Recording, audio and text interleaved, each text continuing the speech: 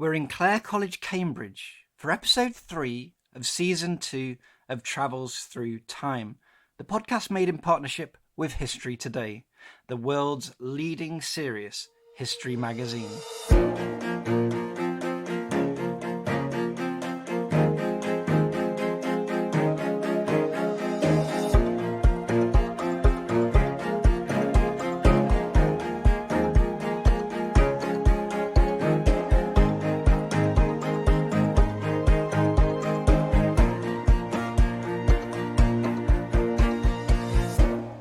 Hello, I'm Peter Moore. Welcome to Travels Through Time. Today we're going to be going back to 1918, to a Western world in turmoil with war, and to see what this meant for an extraordinary generation of women. If I asked you to picture in your mind a typical suffragist, a figure like Emmeline Pankhurst might well spring to mind, elegant and precisely dressed, but willing to slash a picture or to smash a window for the cause. It's a powerful vision, but it's also one that obscures as much as it enlightens. What about the other pioneering women from this time? The surgeons, the chemical researchers, the aeroplane designers. Today's guest is going to take us to meet 3 of these remarkable women at work in the year 1918. Dr Patricia Fara is a Fellow of Clare College, Cambridge. She's recently served as president for the British Society for the History of Science, and she's written widely on the subject, from her prize-winning Science, a 4,000-year history, to works on Isaac Newton and Carl Linnaeus. In this episode, she talks about the characters at the heart of her latest book, A Lab of One's Own, a stirringly original survey of women, science and suffrage in the period of the First World War. I met up with Patricia in a little tutorial room in Clare College the other day. First of all, I want you to tell me a little bit about this book, A Lab of One's Own. It's a great title. I think we know what it's playing against. Another famous book with that name. But what have you tried to do in that book? Well, I think the best way to tell you is why I was inspired to write it, because normally I'm an 18th century historian, and I just happened to be in the archives of Noonim College, which is still one of the women's only colleges in Cambridge. And the archivist showed me a gorgeous book. It was handmade, it had linen covers with an embroidered crest on, and inside 2 women had lettered in beautiful, beautiful black and red handwriting. They'd listed all the women who'd been at Noonim and had played a part during the First World War. And I looked through it, and of course I found lots of nurses and ambulance drivers and committee members and people who'd made the tea and sandwiches. I was expecting all that. What I hadn't anticipated is that the first few pages are full of women who were ballistics experts, who were carrying out experiments on vitamins, who were doctors in France and in Serbia. And I just wanted to find out more about these women and who they were. So I went to the university library, which of course is what every academic does, and found there was nothing on these women at all, because most of the books are about science in the First World War, and obviously there were far more men than women. They're about all the factory workers, the munitionettes and the ambulance drivers, and I wanted to look at this really small group of women who were qualified scientists, doctors and engineers, and they were very, very active during the First World War and also in the suffrage movement, and so that's what I've written about. Interesting. I think there's been a tremendous amount of work on the suffrage movement over the last few years. And why do you think these particular people, I'm thinking of the ones whose names are in the book that you found, why have they been obscured? One of the reasons these women have been obscured is that there are very, very few of them, and it was very difficult to find out the information. They left very little traces behind. Of course, a lot of them were involved in secret work, so that was another reason why there's little information about them. But in general, I think it's a phenomenon in history that we know lots and lots of stuff about men and not about women. They tend to get obscured from the record. There's another reason why I wanted to write this book, because I'm sure that in houses and archives all over the country, there's women's diaries stashed away. And I hope people are going to read those, and I hope they're going to realise that their grandmothers or great aunts were also involved in this war effort. I was doing things like taking books out of the library that nobody'd read for 50 years, because you can tell that from the record at the front. So a hint that I picked up of some of these stories from your book, you say that in 1919, 648 women applied for patents for their own ideas. And while many of them concerned improvements in domestic devices, women were also filing patents for inventions related to aeroplanes, telegraphy, and marine engines. So that's just a taste, isn't it? Absolutely. Well, during the war, in Imperial College in London, there was an experimental trench dug in the garden, and there was an 8-woman team down there. The woman in charge was called Martha Whiteley. She tested mustard gas and she developed an explosive, and the explosive was codenamed DW for Dr. Whiteley. So yes, women were doing all sorts of things like that. Okay, well, 1918 is the year we've chosen to explore, or to travel back to, I should say. Of course, it's a really important year in terms of women's history. Do you want to tell us why? Oh, well, it's an important year in terms of women's history because this is when women over 30 got the vote. It's also an important year in terms of the war. And I think it'd be impossible to talk about 1918 without mentioning those two events. But what I tried to do is choose episodes which are slightly to one side and slightly less known about. I think by 1918, this war had been going on for an awful long time, and it didn't seem as though there was an end in sight. And the war eclipsed every other achievement, so that when there was a new invention or when it seemed that something like the women's vote was going to arrive, actually that didn't seem terribly important compared with the war. There was this very united feeling of opposing the Germans and gaining independence, but also the women themselves were divided. A lot of women were very, very keen on doing everything they could to support the war effort.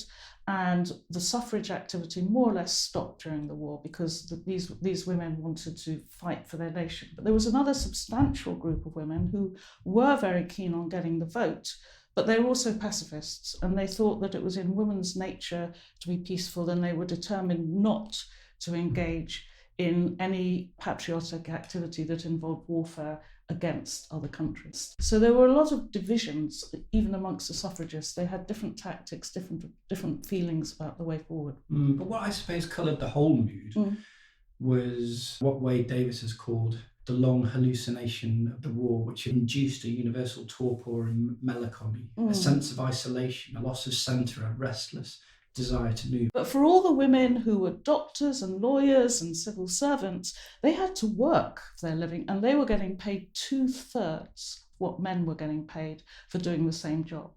And yes, it was marvellous having the vote. What they really wanted was financial and economic equality.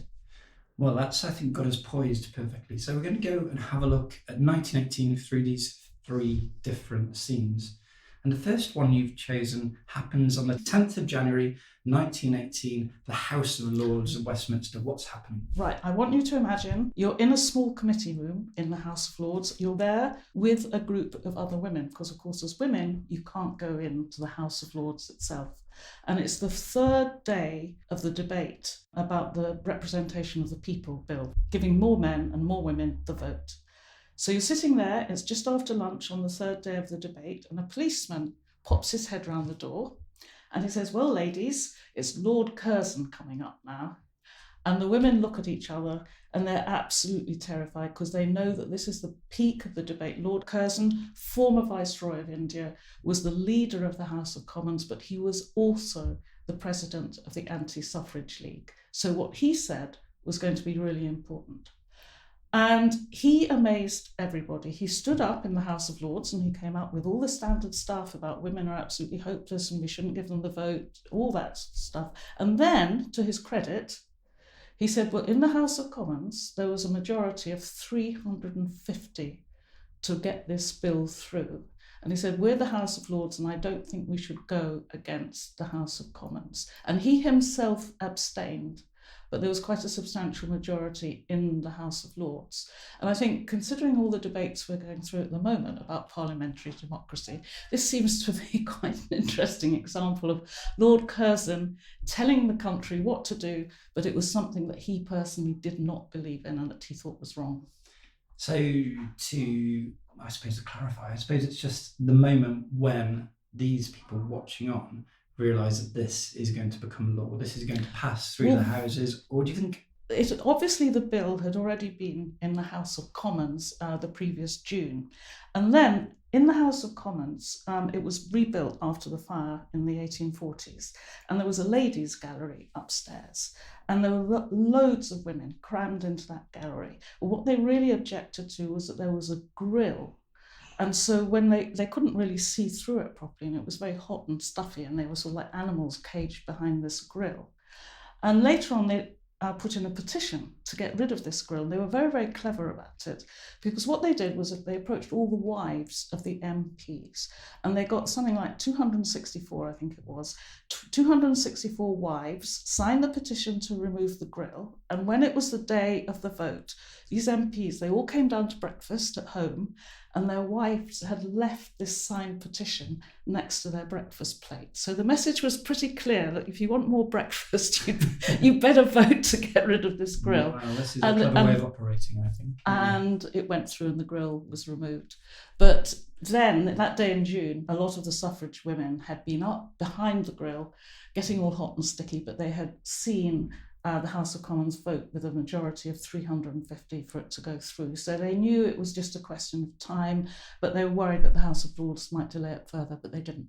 So I suppose there's a sense of release, and as you say at the moment, it makes it all easier for us to put ourselves in that situation, because we're watching pieces of legislation creeping back and forth between the two houses at the moment and wondering which is going to pass and which is going to fall and which is going to be delayed and which is going to roar through and charge off into the world. There had been a long build-up to this event in 1918, and one of the reasons the government agreed to do it was because they realised in 1916 that because so many men were away at war, the next time there was an election, there wouldn't be enough people to vote. So they needed to beef up the number of people who were allowed to vote.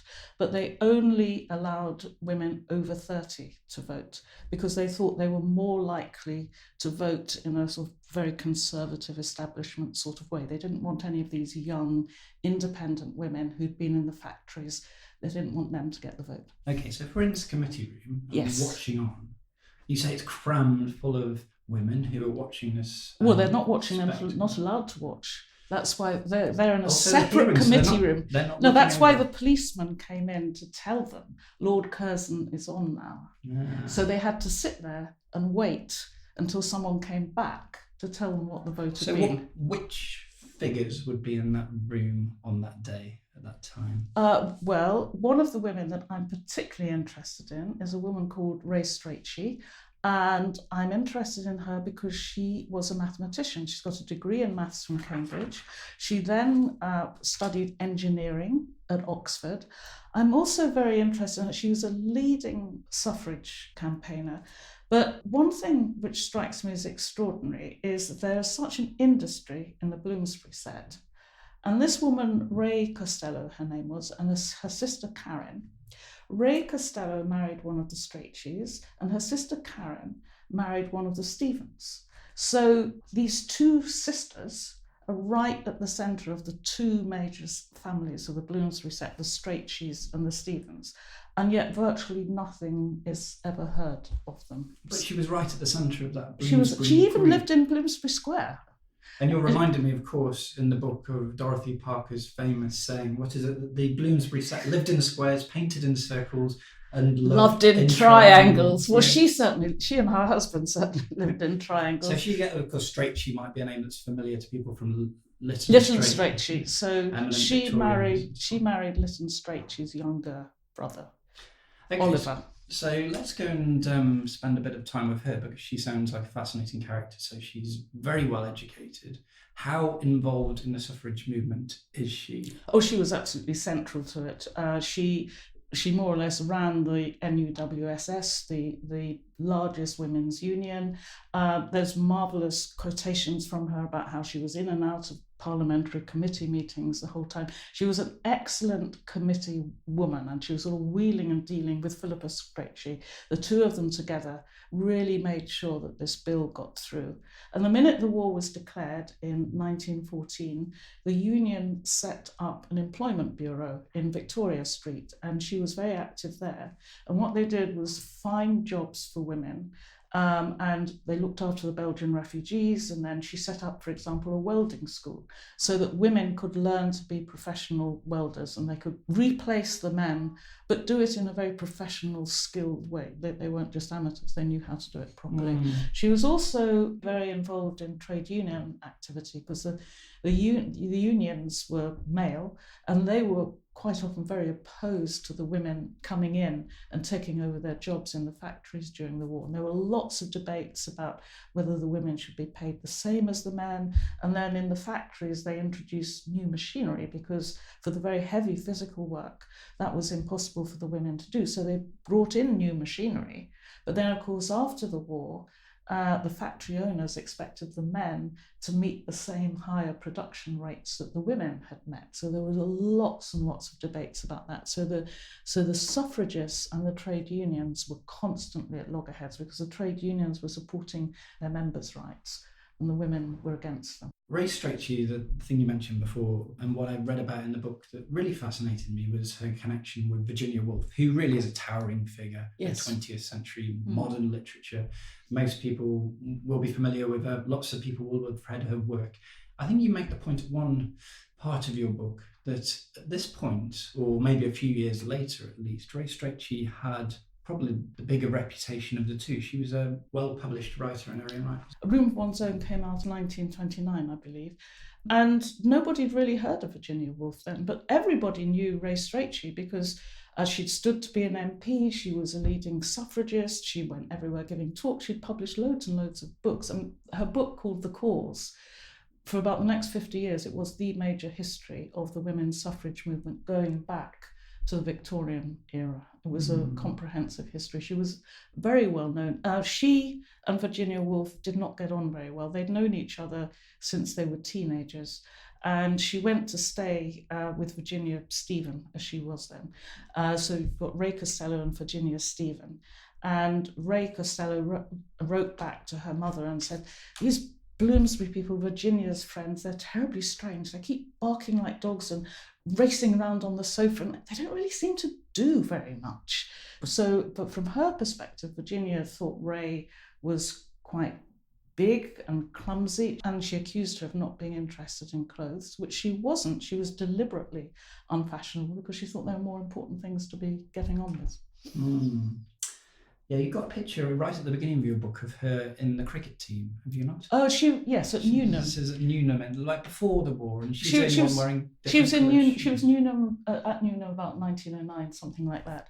She was absolutely committed to mathematics. She loved mathematics, but she was captain of the cricket team, and she also, with her best friend Ellie Rendell, who was Lytton Strachey's niece, they set up a suffrage society at Newnham, and then it extended right through the university. So she didn't get a very good degree, and I imagine it was because she spent some of her time playing cricket, but she also put enormous energy into this suffrage movement. And after the war, she went on all the marches, and she was very much engaged in all There's of that. another nice quote. She, as the principal of Somerville College, remarked, she was someone who took up lost causes and they ceased to be lost. Yes, which it's great. Yeah.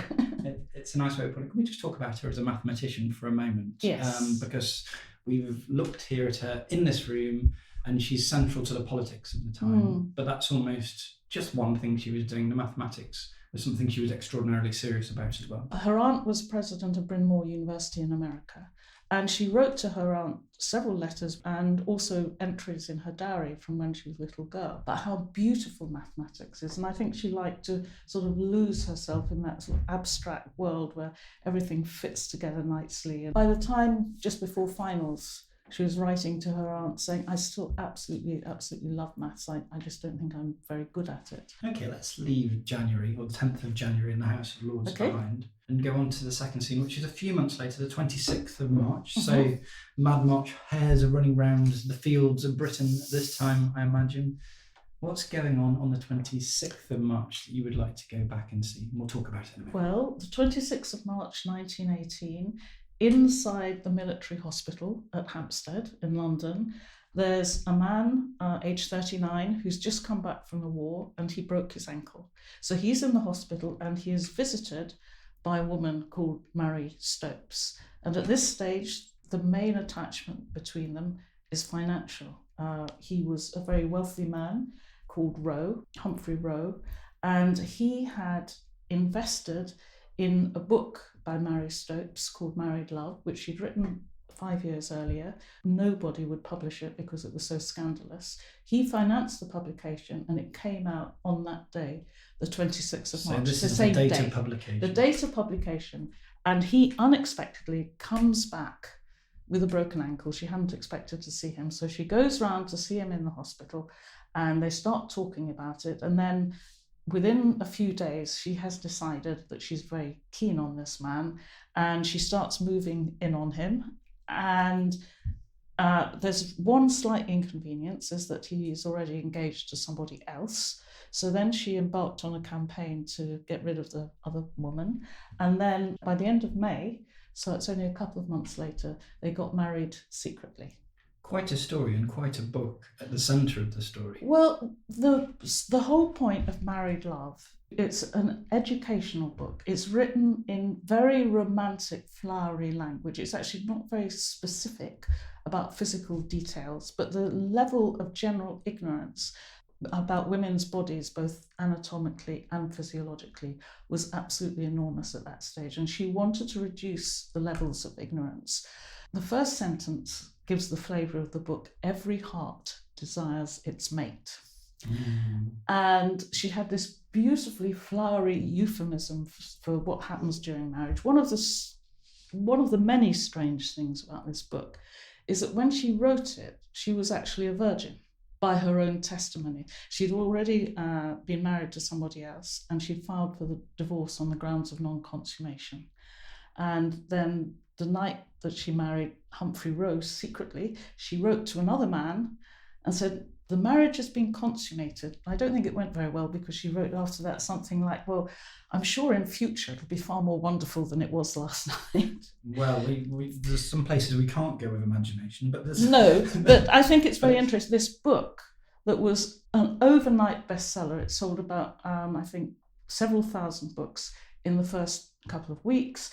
It sold all over the English-speaking world, and it had another resurgence in sales after the Second World War. And went on for millions. Yes, millions it sold. And there's a huge archive in the Wellcome Library at London of grateful letters that people wrote to her, men as well as women, because they just did not know. It's extraordinary now to think of it. They just did not know basically what we've now called the basic facts of life. There was huge ignorance, and people were very grateful.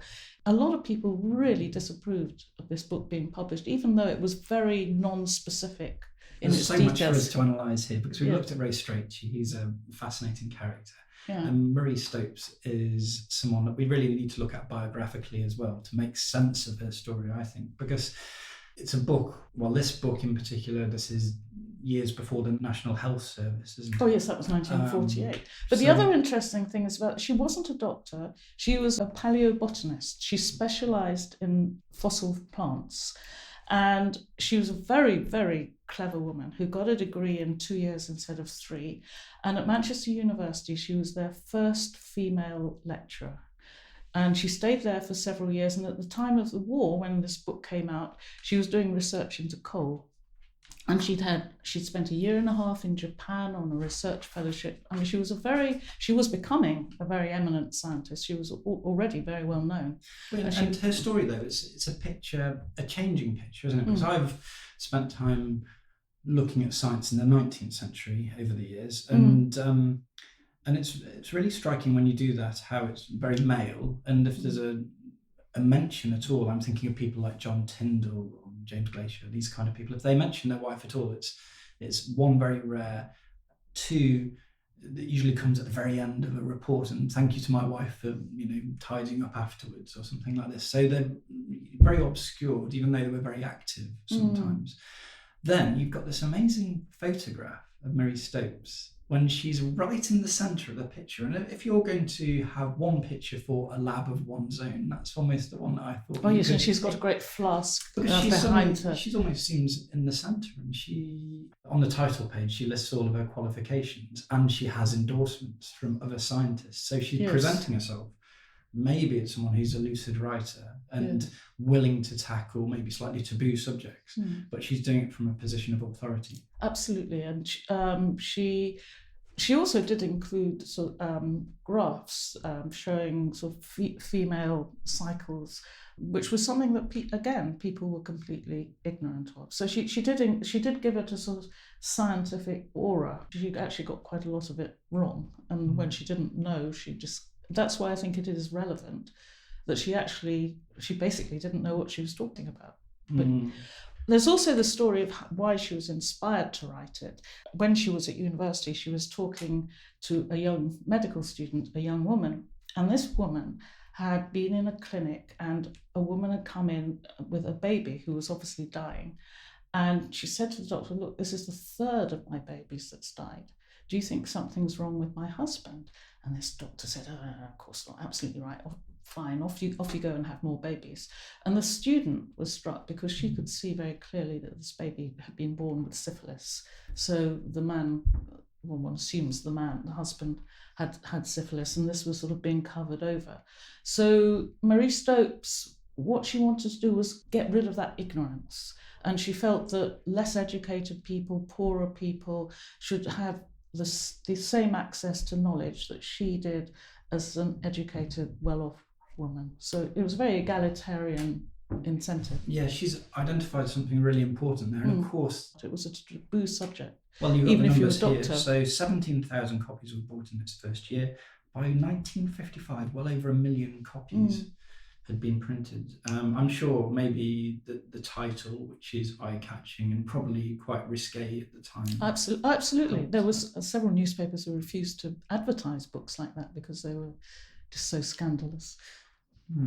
Well, I think it's just going back really to look at a moment when a really important work of literature of a type maybe that would become more familiar to the British readership over the next, or the interwar years, was released. I think to succeed in those days, I mean, you had to have a power of personality, you had to have the resilience. And I think with a lot of these women, there's the interesting word bossy, which is still very much a word that's applied to women. And a lot of these women, I think, when they were in charge, if they reached the head of department, they were criticised for being too authoritarian. Whereas if a man had been in the same position and behaved in the same way, he would have been described as authoritative. But the women were described as authoritarian, and we see that now in this word bossy, which, I mean, if you're a boss, you've got to be bossy. But it's a pejorative word that's only applied to women. So just to round off this story, this book is an absolutely massive success and continues to be so for so many years. Did that overshadow the work she did subsequently, because she was always remembered as the person who wrote that book? Oh, absolutely. I was astonished when I found out that she'd been a lecturer at Manchester University. I had absolutely no idea whatsoever. It was brand identification like Hoover and vacuum cleaners. It was Mary Stopes and birth control clinics. Yeah, I had no idea. That's a really vivid picture. We're going to go somewhere quite different now. Quite different indeed. And it's the 1st of November 1918. You've got to imagine all of these events, I suppose, happening in parallel to these great military events which are playing out across the continent. Where are we going to go on the 1st of November? Well, we're going to go to Serbia, a place called Vranje, which is Vranje.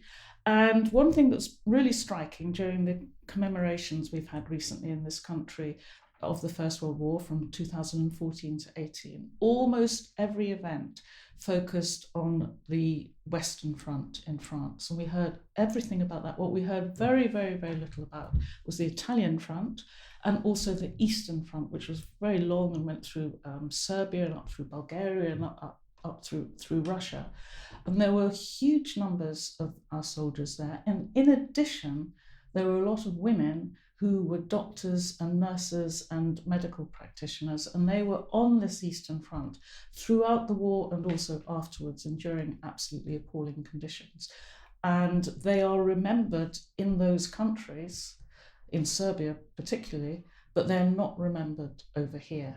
And this movement was initiated by a Scottish doctor called Elsie Ingalls, and she was a very keen suffragist, and she raised a lot of money from the Scottish suffrage organisations as soon as the war started, and she set up 2 complete hospital trains with ambulances and X-ray machines and bandages and whatever else you need. All the doctors and all the nurses were women. And then she wrote to the War Office and said, look, I've got these 2 emergency teams that can go out. And the War Office turned around and said, my dear lady, go home and sit still. Our army can't be bothered with having women out on the front. So she was absolutely furious, and she went to all her allies, to France and Russia and Serbia, and they thought this was a wonderful idea. So these teams of women, one team went out to France, another team went out to Serbia, and then throughout the war, all these women were going out to the Western, but mainly to the Eastern Front, all funded by suffrage activity in Great Britain. So one of the women that I want to talk about is a woman called Isabel Emsley. And she wrote a memoir of her experiences because she wanted the war to be remembered not just as fights and battles and politics. She wanted people to know what it was actually like on the ground. And she wrote a long memoir. Reading it is really, really horrific. These women went through the most terrible time. And by the time she went to Vranje, it was 1918. She'd already been out there for 3 years. And the whole area was absolutely rife with diseases like malaria, typhus, typhoid. By this time, the Spanish flu epidemic was rampaging everywhere. It was freezing in the winter, lots of snow, boiling in the summer. And by November the 1st, she'd just been on a long trek for about 5 days through the mountains. She arrived on the 27th of October. She arrived at an old barracks, and it was piled high with, I don't want to go into the gory details too much, but it was piled high with dead bodies, with people who were dying. There was absolutely, absolutely no sanitation. There was no heating. She made this joke that as soon as the British people arrive, the first thing they talk about is lice. The second thing they talk about is latrines. And she got her team of people out there, heating the place, cleaning it, putting paraffin over every single surface to get rid of all the insects. Well, I think that's a wonderful overview, panoramic, and the power of this scene, obviously, is that it's an inversion of everything we think about. If I say November 1918, we have these images that are conjured up in our minds. Generally, you're in France. Victory marches, fireworks, yeah. Well, exactly. But it shows that history is obviously far messier than that. And I mean, why don't we talk about the Eastern Front quite so much? That's an interesting question in itself. Can I throw that one at you? I imagine because there aren't so many heroic stories. I mean, the women that we do talk about, Edith Cavell and Vera Brittain, they're very, very romanticised stories of these women. And whenever you see them, whenever you see pictures of them, they look rather like nuns because they're wearing sort of white cloths on their head, and they're nurses and they're saviours. And they're it's a bit like Florence Nightingale, they're holding soldiers' hands.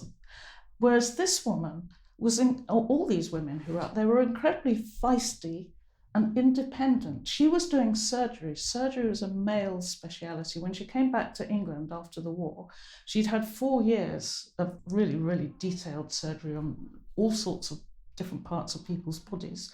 Yet she wrote that when she came back to England, she said, there's no point in trying to get into surgery because that's a job for men. And that's still the same now. Surgery is still a male speciality. There's very few female surgeons.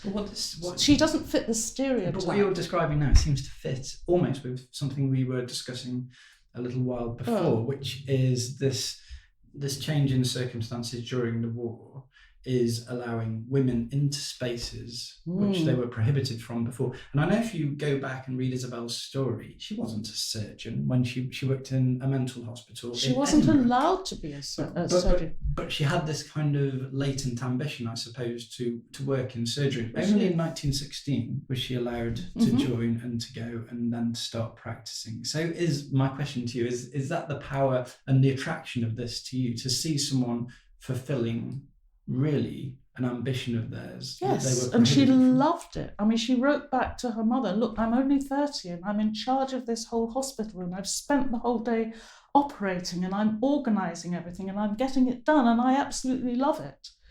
And she came back and she got married, and then as a married woman, she was no longer allowed to earn a salary as a doctor.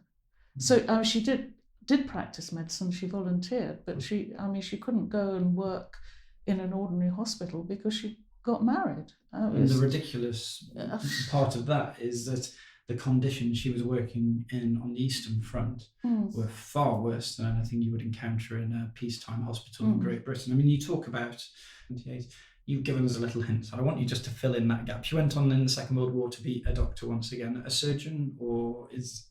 Oh, in the Second World War... You might as well just take the story through. So in the Second World War, in between the world wars, she did all sorts of medical work. She was very involved in psychiatry, which was a very new field at that moment. She also, like Mary Stopes, wrote a guidance book for women, but it was much more anatomical and much more precise, and it had diagrams, and it was a fully medical book written in simple terms, but it was medically explicit, which Mary Stopes's book wasn't.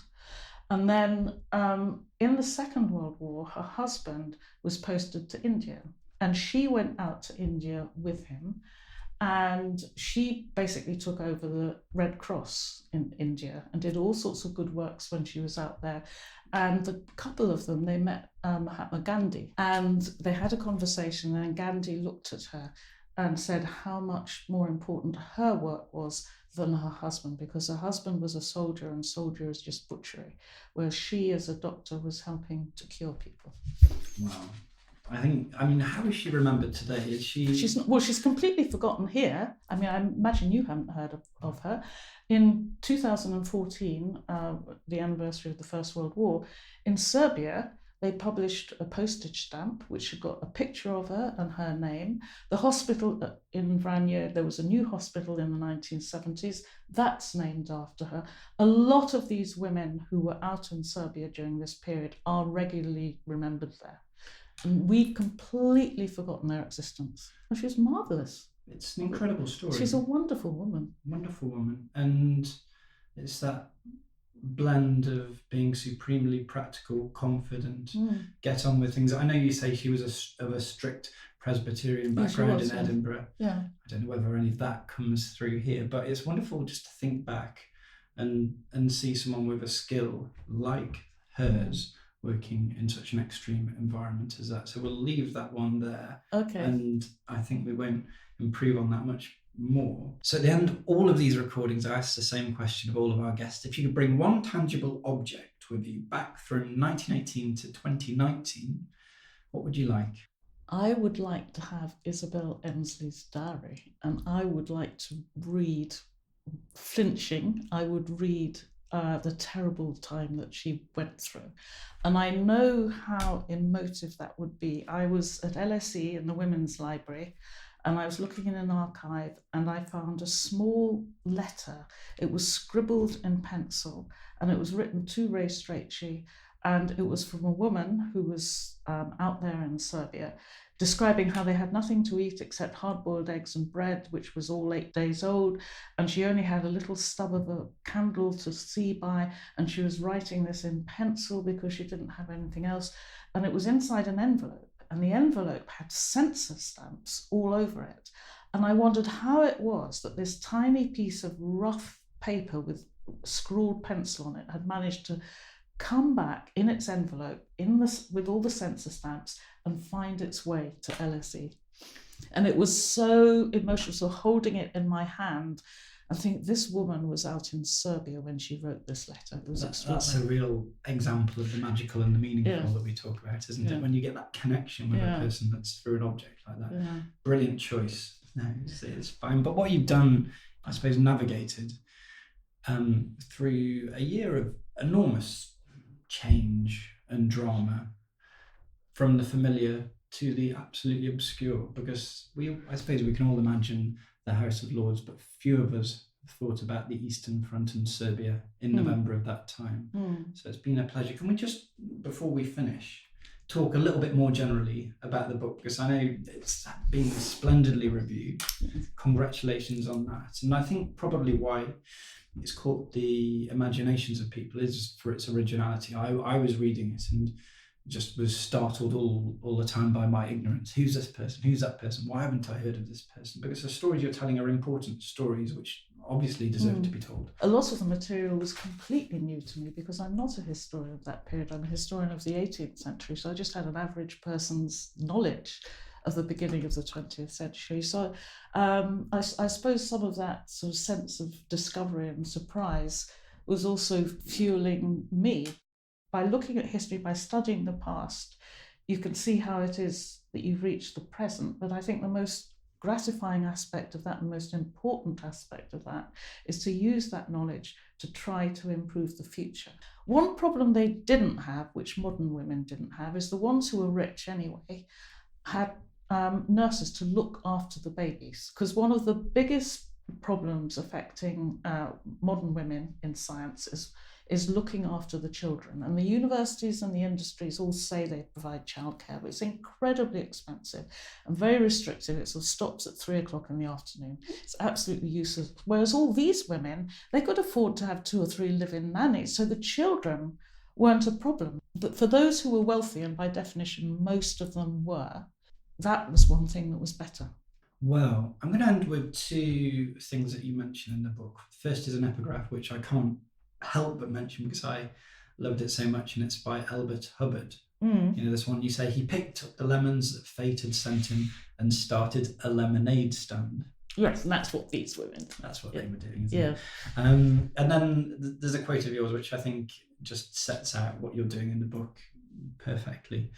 Why had I heard of Vera Brittain and Edith Cavell, but not the chemists who were experimenting with explosives and mustard gas in trenches at Imperial College? Why does our country not commemorate the female doctors who ran hospitals under atrocious conditions in Salonika, or the London professor of botany who headed the Women's Army in France? I resolved to create my own tribute to these scientific pioneers who had helped win the war and to gain the vote. It's a wonderful read, Patricia. Thank you very much for taking us through it and through 1918. Well, thank you very much. I've enjoyed talking to you. Well, that was me, Peter Moore, talking to Dr Patricia Fara about the year 1918 and some of the remarkable characters from her recent book, A Lab of One's Own. The book's recently been awarded the Cambridgeshire Association for Local History Prize, and it's shortly to be issued in paperback by Oxford University Press. Goodbye. Hello, I'm Artemis, and I work on the Travels Through Time podcast. Women's lives and work are so often obscured from the historical record, so it was such a pleasure to uncover these women's voices and their crucial contributions to both the suffrage movement and the war effort. I was particularly moved by the observation made about Ray Strachey, as someone who, once they took up a lost cause, it ceased to be lost. It reminded me of so many young activists today, whether their cause is environmental or social. There's lots more expert comment from the Archives of History Today, the world's leading serious history magazine. For example, Sanitising the Suffragettes by Fern Riddle looks at the bombing campaigns of the Women's Social and Political Union. Or in the most recent issue, you can find Eleanor Parker's article, The Cultured Women of Essex, which examines the scholarly women of Barking Abbey in the Middle Ages. They produced a wealth of historical, hagiographical, and literary writing, but they've often been forgotten, much like Patricia Fara's scientists and doctors. I hope that you found this episode stimulating and that you'll join us again next time for some more adventures into the past. We've reverted to our fortnightly schedule, so the next episode will be released on Tuesday the 8th of October. Then we've a fabulous episode talking to the medieval historian Thomas Penn about 1483 and one of the most notorious kings in English history. That's Richard III, of course. Till then, goodbye.